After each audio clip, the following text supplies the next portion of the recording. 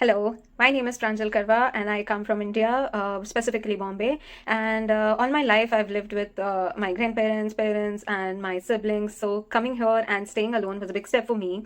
I studied architecture in my undergrad, and after my graduation, I was working as a freelance architect in my hometown for 2 years. And along with that, I started a business with my four friends, which is named as Clap Along, and it was basically about creating personalized gifts for people, and this was mostly during the time of COVID, when everybody was looking for doing big gestures for people within like limited sources. So we thought of creating something for the people who needed our help, for giving them creative suggestions. So yeah, we did that. And I always actually wanted to run a business of my own. So my future goal is to have my own business, lead my own team, and be a good manager and a human being too. Talking about my strengths and weaknesses, according to my personality insight assessment that I took during this course, it states that I'm an ambivert. So, to which I completely agree. I'm likely to be comfortable with others, but I'm also in need to balance this with my alone time. So I prefer a role where I get to play both the things when I'm working in the team as well and individually as well. So and also I have a high degree of openness. Like, I'm open to experimenting new things, I'm open to change. I really get bored easily when things get too monotonous, and so I like where every day is different than the rest of them. So, and I am actually quite well with working with others. I appreciate the efforts, the diversity that people bring on the table, and this I have experienced at NTU. I always like discussions when it went like I always had discussions with random diverse people who brought different values on the table from their experiences. And yeah, and I am organized as well. I like to plan things and keep my daily updates. I keep a to-do list with me and update my schedule in my calendar, and I like to see what's coming ahead of me. So yeah, but I am really bad at multitasking, and I don't think I can function like that. I like to give 100% to one single activity that I'm doing, and not change my focus every time.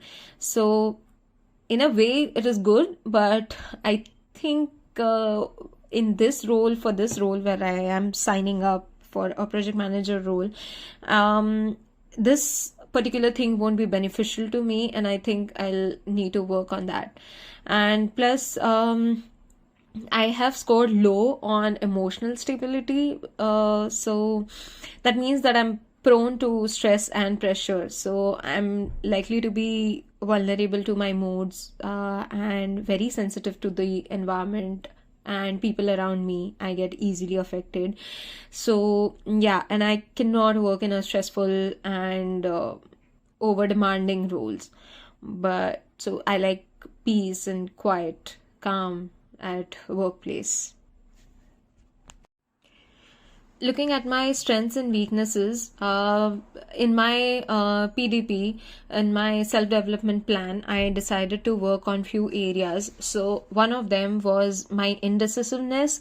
I always end up confusing myself with the pros and cons of each thing. So I think I need to work on that, analyze the pros and cons, and finally get to a conclusion after the brainstorming session that I struggle. So, and then I think for this I need to attend some CPD activities, which teaches me how to manage my time and not procrastinate or make quick decisions. So, and not worry about what others are going to think about it. The next one is on my list, the emotional stability, which is still a worry about me, to me. So emotional stability, I'm very prone to stress. I think when there is nothing to even think about, I think a lot. I'm an overthinker, and I don't go easy on myself. So I think I need to work on that and not worry about the people around me, as I said before. So I would like to really engross myself in the activities that make me more emotionally stable and teach me how to control my emotions and get a grasp of it. So yeah. And then the next one is public speaking. I think I have come little far from what I've ranked myself. So initially I ranked myself 2 in that zone, but because I was really low on my confidence, and I used to really doubt on myself that what I'm speaking is it even worth it? Is it even considerable? So for that, I decided to do some public speaking activities and take up some leadership roles so that I can stand up and lead a team. So to work on my personality development plan during my initial days at NBS, I tried to indulge myself into various activities, attending workshops through which I could analyze myself and understand what all steps I need to take in order to achieve my goals. So, I came across with faith community, so I joined it. And faith community is about believing in something wholeheartedly and then living up to it. And at faith community, we provide a helping hand to the poor and homeless in the city. We serve food to them, and we also celebrate different events and festivals from different cultures all across the world and express our feelings towards them. We even make other people understand why do we believe in it, what is its importance, and rest of the things. So here are the 2 events that I participated in. So first one is the Diwali event. I was very new to this community, but as coming from India, I was really missing my home and I really wanted to celebrate it. So through faith community, I think I helped Rubina with organizing the event. We went there at the Global Lounge at City Campus in the morning and then at the Clifton Campus in the evening. So I helped in organizing the event. We interacted with lots of people over there, and I helped the team set up the place, food, and engaged with the crowd. We even danced and made the Valley greeting cards, as you can see in the image. And so social interactions are of extreme importance in the management profession, as you need to deal with new people every day. And social events like these, they help. It actually helped me build more confidence to talk to more people and interact with them.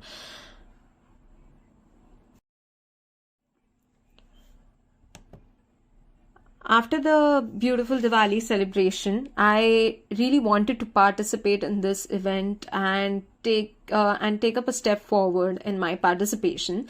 So I initiated to present this festival in front of the audience, explain them what all is done on this day and how it is celebrated in different parts of India. So I gave a presentation. I enjoyed interacting with people, and more importantly, I reached a stage where I don't feel anxious about presenting my ideas to people and speaking in public. So this event, the Diwali event, happened in October, and this happened in March.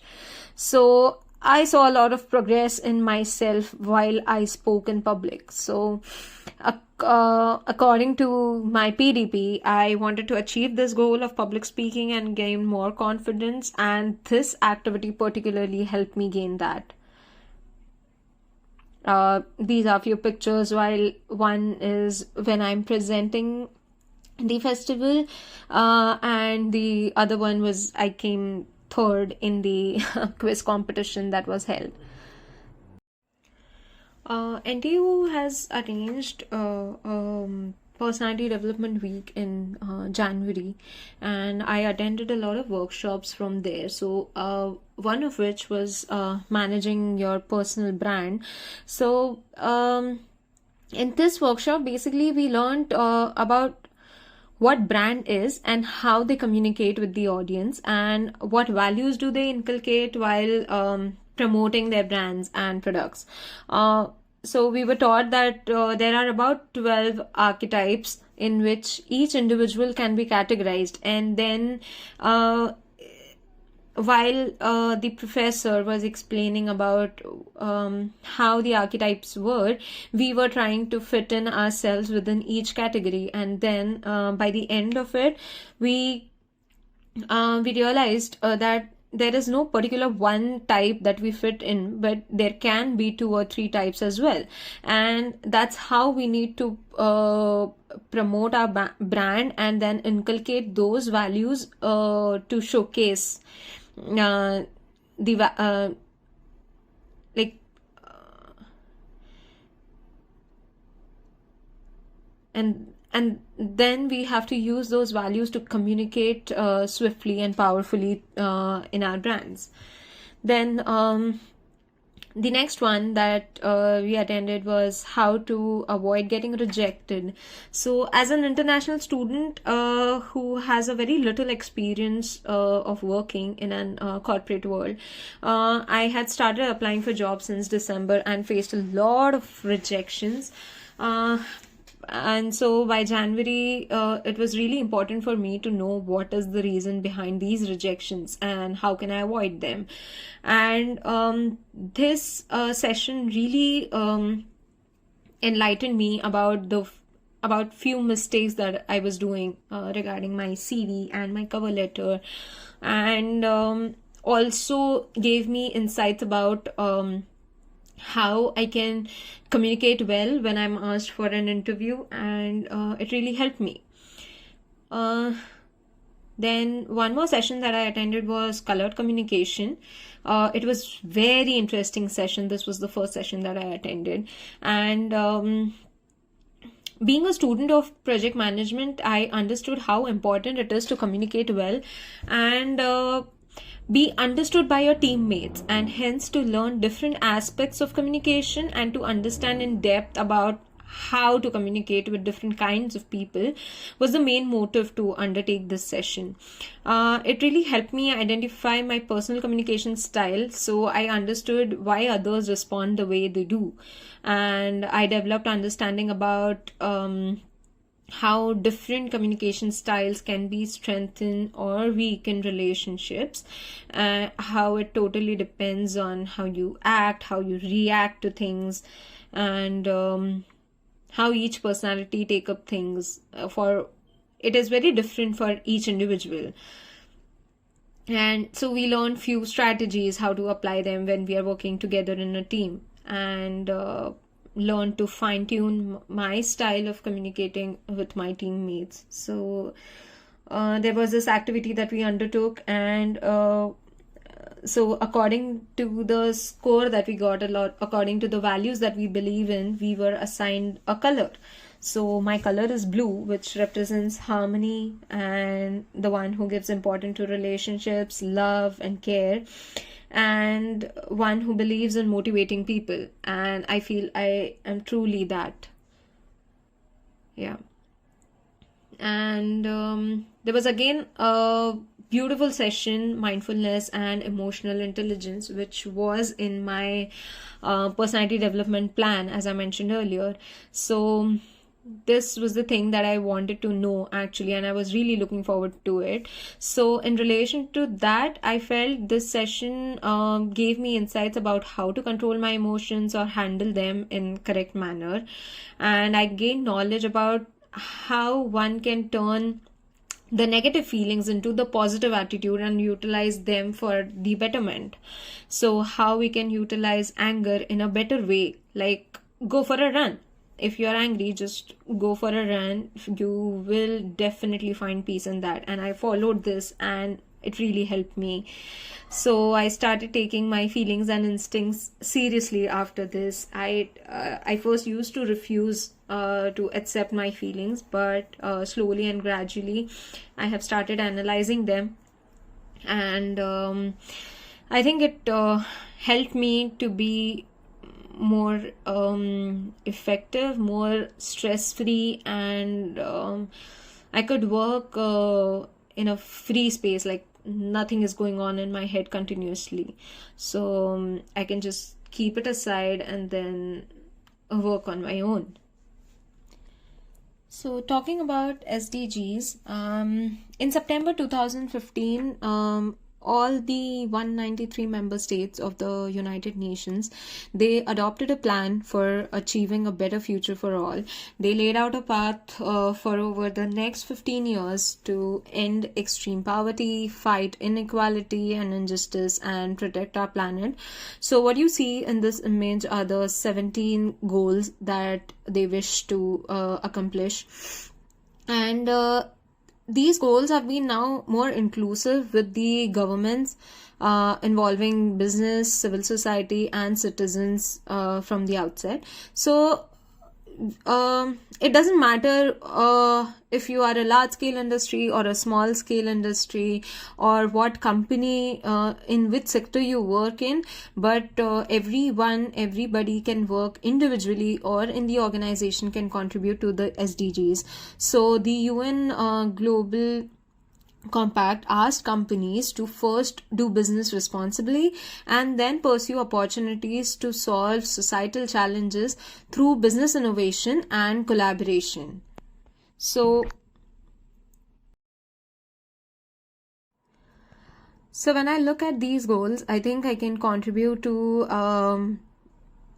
these, particularly these three in my profession. So either I'm working as a manager in some company, or when I'm running my own business, I think I can always take care of gender equality. And it is basically ending all discrimination against women and girls. So I think it is not only a basic human right, but it's crucial for sustainable future. Everybody should get an equal chance, and it will eliminate all forms of violence against all women that is done in a professional setting as well. And there are a lot of politics played, and whenever, like, it is preferred to not let women reach at the top level of managing. This is changing slowly and gradually, but I think back in India it is still there, and I would like to work for this thing particularly. And talking about peace, justice, and strong institutions, I think mainly I can focus on this through making my team more responsive, inclusive, and participatory, and let everyone involved in the decision making process at all levels, so within our team, and give everyone equal opportunity. And that's how we'll avoid conflicts, and maybe it will lead to peace. And I think at the government, or at the organizational level, this is very important to avoid conflicts and insecurities. And if I look through this in a business perspective, like if I'm running my own business, I'll definitely make sure that I have a responsible consumption and production as well. So the efficient management of the natural resources, and the way we dispose toxic water and pollutants, and so they are all mainly targeted through this goal.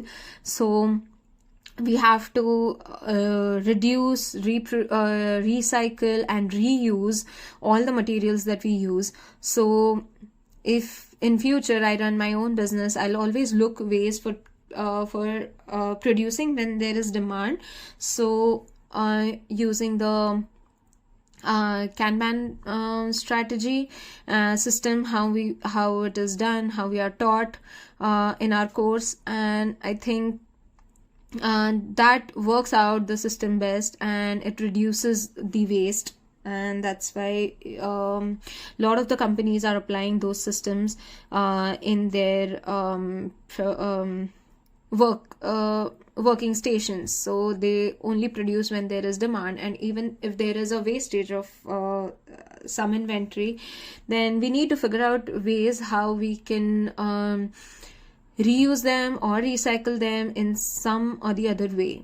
So I think that's how I would like to make my contribution towards this and work towards mainly these goals when I work in future.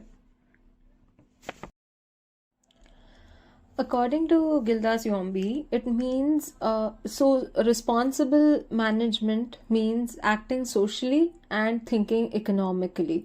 So by this, I can understand that managers or entrepreneurs, when they do business, they must achieve positive social impact as one of their basic responsibilities, and they should actively keep detecting social needs and turning them into business. And so what you see in the picture is the integrative model of responsible management that incorporates three background domains of sustainability, responsibility, and ethics. And these all three are equally important basis for responsible business. So you have to plan accordingly first, according to the social needs, then organize your business around it, and then you have to lead your team with those things, and then you have to control it, not go into the not go beyond the limit, and then the cycle continues.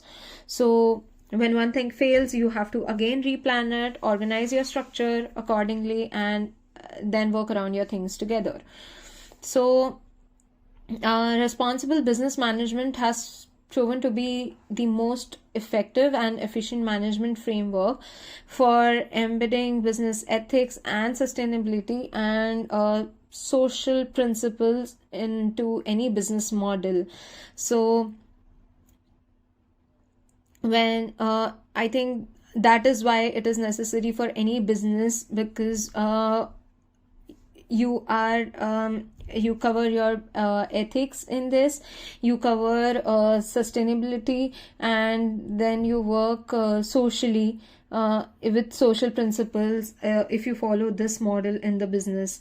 So it ensures a more inclusive and sustainable socio-economic development overall.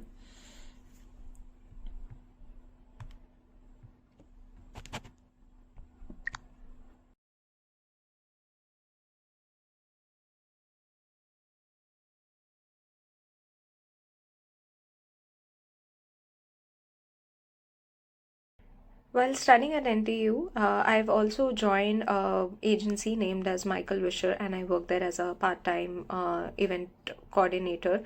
And we usually serve at Nottingham Football Ground or Derby County or some race course, and there we do mostly at the kiosk. We are doing the catering business over there. So one time at my shift at Nottingham Forest, when we were, I guess, 4 to 5 people at one kiosk, and my team were all set up. We did all the stock counting and everything, but then later on we got to know that there is no team leader assigned to this particular kiosk. There was some mishap, and then when the manager came in and they asked who would take up the responsibility at the kiosk, I stood up, and it wasn't my first shift at all. So I've been working there since November. So, and this thing happened, I guess, in March. Yeah. So I took the responsibility of handling the kiosk on my own, and two of the members who were there with me, they were not it was their first shift, so they were not really equipped with how things are done over here. So I took the initiative and explained them everything, how it works, how do we serve the customer, how we handle the till, and I always made sure that the customer is not served wrong, and I always stood at back of them and handled the minor mistakes that they did. Actually, they were pretty good. I didn't behave like a boss with them. I was very democratic, and we handled the chaos very well. And after the half time, like when we had the half time, when people coming in half time, I shifted the responsibilities, like who was working at the back, serving the food and everything.